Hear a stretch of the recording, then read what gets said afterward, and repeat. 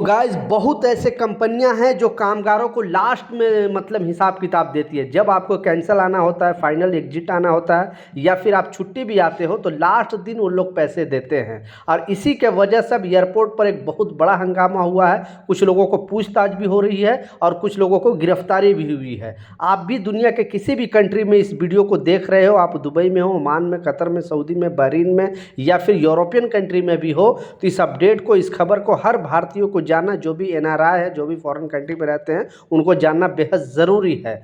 दो important update है, दोनों अपडेट को आपसे बात करने वाला हूँ। 2-3 मिनट का वीडियो है, पूरा वॉच करें ताकि आपको पूरी जानकारी मिले।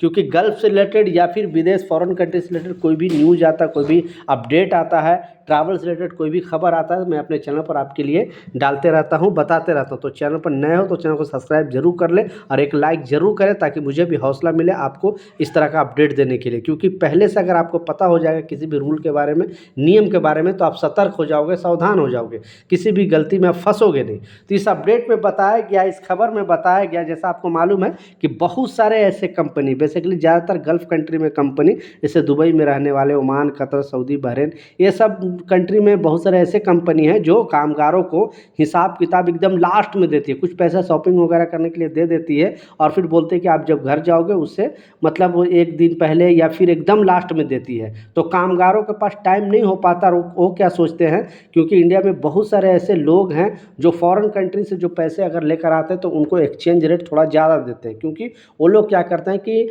ब्लैक मनी को वाइट मनी करने का एक धंधा चला रखा है। तो कुछ कामगार यही जाल में फंस जाते हैं और सोचते हैं कि हम फॉरेन कंट्री से पैसा लेकर आते हैं और इंडिया में ही एक्सचेंज करा लेते हैं वो एजेंट के थ्रू, ताकि हमें एक्सचेंज रेट ज़्यादा मिले। क्योंकि एयरपोर्ट में भी अगर आप पैसा एक्सचेंज कराना चाहते हो या घर पे पैसे भेजना चाहते हो तो एयरपोर्ट पर भी, अगर वहाँ आपको जिस कंट्री में काम करो वहाँ पे टाइम नहीं मिला तो एयरपोर्ट पे आने के बाद भी आप पैसे घर पे भेज सकते हो या एक्सचेंज करा सकते हो। लेकिन कुछ लोग लालच के वजह से ये चीज़ नहीं कराते हैं।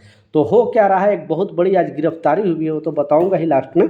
लेकिन अब आपको ये चीज़ नहीं करना, क्योंकि लिमिट का भी ख्याल रखना है। बहुत सारे लोगों को जो है पूछताछ किया गया है। जैसे सऊदी में आने वाले को कुछ लोगों से पूछताछ किया गया मुंबई एयरपोर्ट पे, दुबई से आने वाले को दिल्ली एयरपोर्ट पर भी कुछ लोगों को पूछताछ किया गया है। और एक लिमिट जो है वो आपको समझना ज़रूरी है, क्योंकि ये लिमिटेशन हर भारतीयों को जानना ज़रूरी है। क्योंकि अगर लिमिट से ज़्यादा आप इस तरह का चीज़ करोगे, और पर्सनली अगर आप कोई भी, जैसे कहीं किसी भी कंट्री का करेंसी आप अपने लगेज बैग में डाल कर लेकर आओगे तो फिर आपको ज़्यादा ही पूछताछ होगी।